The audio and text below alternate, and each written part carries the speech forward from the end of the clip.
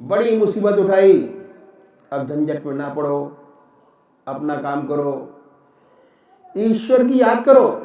लेकिन फिर मन और आत्मा में झगड़ा होने लगा, मन ऊपर उठ गया, नहीं नहीं उसकी तकलीफ है, उसकी तकलीफ दूर करना फर्ज है, तकलीफ दूर करना बहुत ज़रूरी है। ये उन देवी के पास गए, रानी थी, बड़ी सुंदर थी। उसने प्रार्थना की, देवी तुम्हें क्या तकलीफ है? उसने कहा कि गंगा के पार जो दूसरा देश है, मैं उसकी रानी हूँ, हम एक रास्ते से आ गए, घोड़े कूदा, लेकिन अब मैं जा नहीं सकती क्योंकि मैं रास्ता मालूम नहीं, गंगा का पट चौड़ा है और गहरा है, तैरना मुझे आता नहीं। और हमारे राज का ऐसा नियम है, अगर रानी देश के बाहर रहे अकेली, अगर एक रात बाहर काटे, वह रानी नहीं रहती, पदच्युत कर दी जाती है। अगर रात रात में पार कर देती हूँ तब रानी रह जाऊंगी, रहूंगी। अगर दिन निकल गया तब मैं फिर रानी नहीं रहूंगी। मुझे गंगा के पार जाना बहुत ज़रूरी है, बहुत आवश्यक है। तैरना मुझे आता नहीं, कोई हमें पहुंचा दे पार। महात्मा जी ने कहा कि ये क्या बात है, मुझे तैरना आता है, मैं तुझे अभी पार करा देता हूँ। ठीक है, यही तो चाहिए।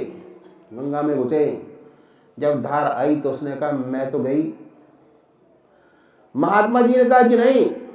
उसने महात्मा जी का हाथ पकड़ लिया कि मैं तो भाई नहीं, हाथ पकड़कर आगे बढ़े। जब पानी और गहरा आया तो बोली मैं तो डूबी। तो कहा कंधे पे बैठा लो। उसने अपने कंधे पे बैठा लिया। वर्षों बाद स्त्री का स्पर्श हुआ था और उसके मन में खराबी हो गई, मन में विकार पैदा हो गया। मन में विकार पैदा होते ही वह तो सच्चा साधक था। उसने अपने मन की दशा का पता चला कि अरे राम राम राम, इतनी तपस्या करने के बाद भी मन की ये दशा है, हे राम राम। उसने अपने ऊपर बड़ी गिलानी आई, रोना शुरू कर दिया। जैसे तैसे उस देवी को पार उतारा। उधर क्या हुआ कि जो लोग उन्हें देखने आए थे और बहुत दिनों से देखने आते रहते थे, दूर से देख रहे थे, उन्होंने देखा और कहा कि आज तो महात्मा जी जो हैं किसी स्त्री को अपने कंधे पर बैठा कर ला रहे हैं, गंगा पार करा रहे हैं। ताली पेटी की बाबा है, गुफा में रहता है और उसके दिल में गुफा में रहता है। नमक छिड़क दिया, कटे पर नमक छिड़क दिया उसको। वैसे तो बहुत दुखी था और दुनिया वालों ने नमक छिड़क दिया, रो पड़ा, बिलक बिलक कर रो पड़ा। जब खूब रोया तो उस देवी को दया आई और उसने कहा कि ये राजन, तू मुझे मामूली स्त्री समझता है, मैं मामूली स्त्री नहीं हूँ, मैं तो माया का स्वरूप हूँ। तेरा इम्तिहान लेने आई थी और अब तुझ जैसे साधुओं का मैं गधा बनाती हूँ, जैसे अब बनाया। गधा बनाकर सवारी लेती हूँ जैसे तुम्हारे ऊपर, जैसे अब बनाया। बेचारा बहुत दुखी हुआ। सारा जीवन उसने अपना साधना में पार किया और हाथ जोड़कर उसके बाद बोला कि ये देवी, कोई ऐसा है जो तेरे पार गया हो? उसने कहा कि ऐसा भी है जो मुझे गधी बनाता है, मेरे काबू नहीं आता। अच्छा, ऐसा भी है तो एक दो का नाम बता दो ताकि दर्शन करके पार हो जाऊं, जीवन सफल हो हमारा। एक दा नाम बताओ। देवी ने कहा कि चलो जाओ, बनारस में कबीर साहब हैं, ऐसा है कि मेरा गधी बनाता है, मेरे काबू में नहीं आता, उसके दर्शन करो, तेरा कल्याण हो जाएगा। अब उल्टी यात्रा शुरू हुई। 4-6 महीने में उतर कर बनारस पहुँचे। मालूम करना शुरू किया कि भाई कोई कबीर साहब यहाँ है, कोई बताए नहीं। कबीर साहब को तुम जानते नहीं, जिससे पूछो वही कहे कि भाई हम नहीं जानते कि कबीर कोई साहब कोई है। सोचा देवी ने कहा है तो कबीर साहब जरूर होंगे। बहुत घूमे, बहुत फिरे, बहुत देखा, बहुत पूछा, और सब ने यही कहा कबीर साहब को हम नहीं जानते। एक कबीर जुलाहा है, अगर उस जुलाहे को देखना चाहते थे बरगद के पेड़ के नीचे अपना ताना बनना बोल रहा है, उसके पास चले जाओ, उसे तो हम जानते हैं। कबीर जुलाहा है, लेकिन कबीर साहब तो यहाँ कोई नहीं है। उसने सोचा वहाँ जाकर शायद किसी असली कबीर का पता चले, कबीर जुलाहे कोई देख ले। तो ये राजा कबीर साहब की तरफ बढ़ा। कबीर साहब ने दूर से ही देख लिया कि आज एक सच्चा जिज्ञासु चला आ रहा है, एक ऐसा व्यक्ति चला आ रहा है जिसके हृदय में सच्ची तड़प है परमात्मा के पाने की, अध्यात्म के पाने की सच्ची जिज्ञासा से चला आ रहा है। उन्होंने दूर से देख लिया और देखने के बाद अपनी धर्मपत्नी से कहा कि ये देवी चिराग ले आओ। पतिव्रता देवी थी, गई और चिराग जला के ले आई। जब तक ये गया चिराग भी पहुंच गया और कबीर साहब चिराग देख के ढूंढना शुरू किया, कभी ताने में कभी बाने में, लेकर चिराग पसीने पसीने हो रहे हैं, ढूंढ रहे हैं। अब ये साधक जो राजा था वहाँ पर पहुँच गया और बैठकर तमाशा देखने लगा कि चिराग से क्या कर रहे हैं। उसने ख्याल किया कि इनका कुछ हो गया है, कोई खोई वस्तु को ढूंढ रहे हैं चिराग से, इससे नहीं रह गया। बहुत देर तक देखा तो बोला भाई क्या खो गया, क्या खो गया जो आप इतनी देर से परेशान हैं? खो क्या गया? क्या मैं आपकी मदद कर सकता हूँ? बोले इतना बड़ा मेरा हत्था खो गया, उसे ढूंढ रहा हूँ। इसने कहा कि लकड़ी का हत्था, और दिन के 12 बजे हैं, सूरज चमक रहा है, तेज रोशनी है, और वह भी सूरज की रोशनी में नहीं मिलेगा, चिराग की रोशनी में मिलेगा। बहुत अच्छा। बोले अजीब आदमी है, इतना बड़ा सूरज निकल रहा है, इतनी चमक है, और आप चिराग लेकर ढूंढ रहे हैं। कबीर साहब रो पड़े और रो के कहने लगे कि यही तो मुसीबत है। वह परमपिता परमात्मा और मनुष्य के हृदय में सूर्य की तरह विराजमान है, लेकिन उसे हम ढूंढते हैं कंदराओं में, पहाड़ों में, चोटियों में, गुफाओं में, जंगलों में। वह तो हमारे हृदय में अनेकों सूर्यों की तरह प्रकाशित है। हमें ढूंढते हैं कंदराओं में, गुफाओं में, जंगलों में। और इसके साथ साथ शक्तिपात, आत्मिक पावर का साथ साथ हुई, उसका हृदय आनंद और प्रभु प्रेम से भर गया। जिस चीज की जरूरत थी उसे मिल गई, उसका रोम रोम आनंद में हो गया, ऑटोमेटिक ध्यान बन गया, परमात्मा की याद स्वतः ही आने लगी। अपने आप परमात्मा की याद में गहरा डूब गया, आनंद विभोर होकर बैठ गया प्रभु की याद में। कबीर साहब अपना काम में फिर लग गए, और वह भी उनकी धर्मपत्नी सूत बुनने लगे। थोड़ी देर में एक गधी घूमती हुई आई, चढ़ती हुई उधर से निकल आई, और उस गधी ने कबीर साहब का जो ताना बाना था कोने में जाकर उसको लात मार दी और उसके ताने बाने को तोड़ दिया।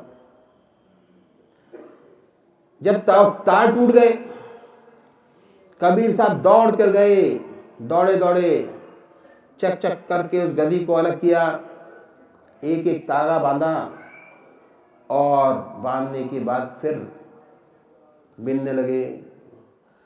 थोड़ी देर बाद वो गधी घूमती हुई फिर आई, दूसरी जगह उसने लात झाड़ दी, सारे तार तोड़ दिए गए। कबीर साहब भागे भागे गए, चक चक करते उस गधी को हटाया, एक एक करके धागा बांधा, फिर बनने लगे।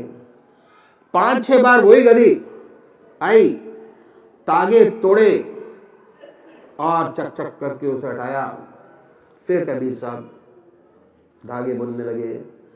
ये महात्मा बड़े मजे से बैठा था, आनंद विभोर था, परमात्मा की गहरी याद में था। कबीर साहब की कृपा उसे ऐसी मिली जिसके लिए वर्षों की तपस्या की गई थी।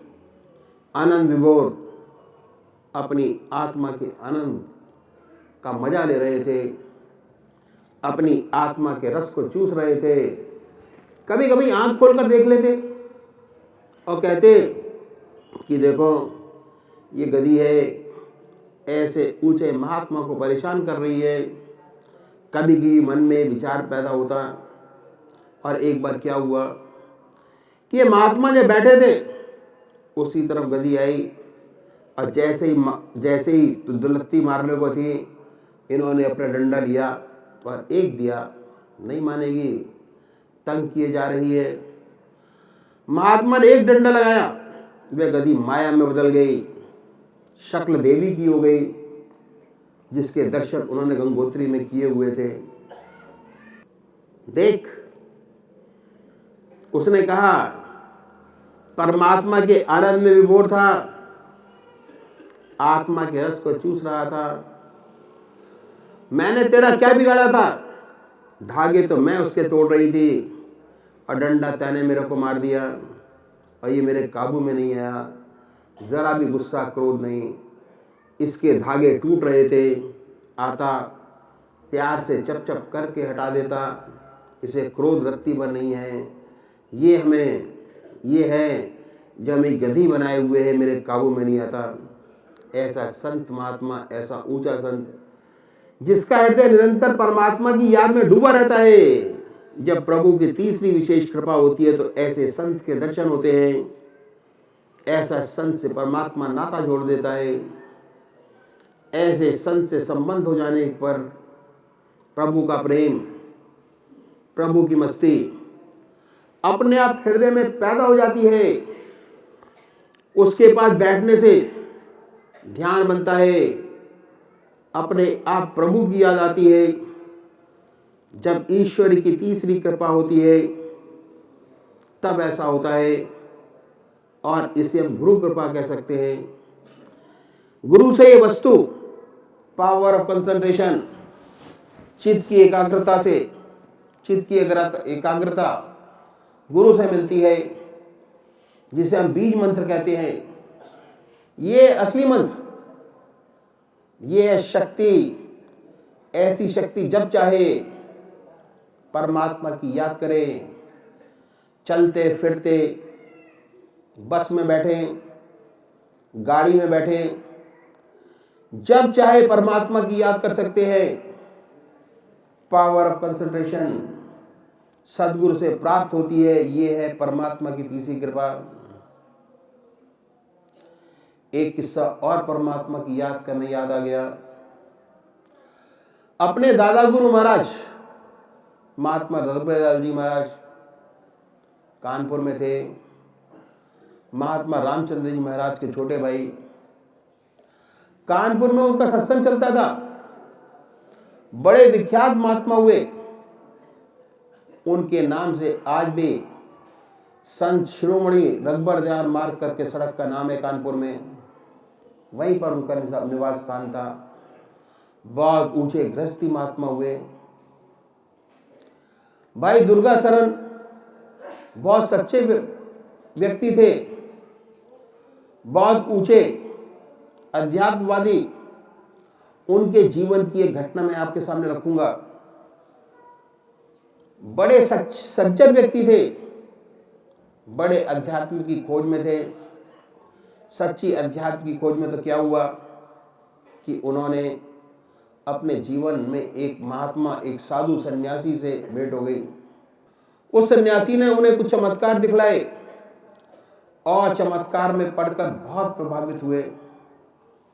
बाबू दुर्गा शरण ने कहा कि मैं तो महाराज आपसे राम नाम दे दें तो मेरे ऊपर बड़ी कृपा हो जाए, मैं सच्चे रास्ते पर लग जाऊं। उन सन्यासी ने कहा कि भाई मैं तो सन्यासी हूँ, सन्यासियों को राम नाम देता हूँ, गृहस्थियों को नहीं देता। कहा कि नहीं महाराज, किसी तरीके से कृपा करो, थोड़ा राम नाम हमें भी मिल जाए, हमारा जीवन भी बन जाए। बहुत कहा तो कहा ठीक है, हम तुम्हें राम नाम दे देंगे। तुम जानते हो कि राम नाम में क्या करना पड़ता है? आत्मसमर्पण। आत्मसमर्पण के राम नाम बगैर नहीं मिलता। कल रात्रि में आप आ जाइए, मैं तैयार हूँ आत्मसमर्पण के लिए। कल रात्रि में आप अपने घर में जितना सामान है लेकर आ जाइए। बहुत अच्छा महाराज, जैसी आज्ञा। वह तो बेचारे जो जैसा था सारा सामान एक पोटली में बांधा और रात के 10 बजे महाराज की कुटिया में पहुंच गए। महाराज ने कहा कि अगले दिन आना। महात्मा ने कहा कि देखो, हम तो महात्मा लोग हैं, माया को हाथ नहीं लगाते। गंगा के किनारे में उनकी झोपड़ी थी। उन्होंने कहा आप अपने हाथ से रेत हटाओ, इसमें गाड़ दो, हम महात्मा तो हाथ नहीं लगाते। कहा अच्छा। उन्होंने आज्ञा का पालन किया, अपने हाथ से रेत हटाई और जो सामान लेके आए थे वो गाड़ दिया। फिर महात्मा ने कि कल 10:30 बजे आ जाना, स्नान करके 10:30 बजे के बाद आपको राम नाम दे देंगे। मैं बेचारा सारा सामान गाड़ कर चला गया। अगले दिन नहा धोकर समय पे पहुंच गया। पहुंचा तो वह क्या देखता है, न महात्मा जी थे, न कुटिया थी, कुछ भी नहीं था। खाली छप्पर ही छप्पर पड़ा था, कोई वस्त्र नहीं। मालूम किया, पता चला कि ये तो महात्मा कल चले गए। बहुत तलाशा, नहीं मिले। इस वाक्य का इनके दिल पर क्या असर हुआ आप उसका अंदाजा नहीं लगा सकते। जिसने अपने घर की कमाई बांध कर कुटिया के से अपने हाथ से अपने आप रख कर आया और राम नाम भी नहीं मिला, महात्मा जी चले गए। इन्होंने देखा, नहीं मिला। इसका इनके जीवन पर ऐसा असर पड़ा कि इन्होंने बाहर जाना बंद कर दिया। न मंदिर जाते, नहीं तो प्रवचन करते, घर में बैठ कर रोते। हे भगवान, तेरे चरणों में आना चाहता था, मेरे साथ ये हुआ, न इधर का रहा न उधर का। कई वर्ष बीत गए रोते रोते। फिर कोई उनका मित्र था, देखो भाई मेरे साथ ऐसा हो गया। वह तो ठीक है, हम तुम्हारा रोना ठीक कर सकते हैं। वे कैसे? मैं तुम्हें ले चलता हूँ एक महात्मा के पास। बोले अच्छा, लेकिन वह गृहस्थी है। हम गृहस्थी महात्मा के पास ले चलेंगे। फिर हंसकर ये बोले कि सन्यासी ने तो ये कर दिया, पता नहीं गृहस्थी वाला महात्मा क्या करेगा। सन्यासी ने तो ये हाल कर दिया। उन्होंने कहा कि नमस्कार, मैं अपने घर पर ही ठीक हूँ, मैं नहीं कहीं जाना चाहता। इन्होंने कहा ऐसी बात नहीं, आप चलो, आपका रोना बंद करा देंगे, आप चलो सही जगह।